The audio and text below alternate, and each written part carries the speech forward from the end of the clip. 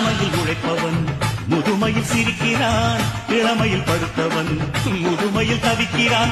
உனது ரத்தமும் எனது ரத்தமும் உறவு ரத்தமடா, நீயும் நானும் நானும் நீயும் நிறத்தால் குணத்தால் குணடா. அதாண்டா இதாண்டா அருணாச்சலம் நான்தாண்டா, அன்னை தமிழ்நாட்டில நான் அனைவருக்கும் சொந்தண்டா.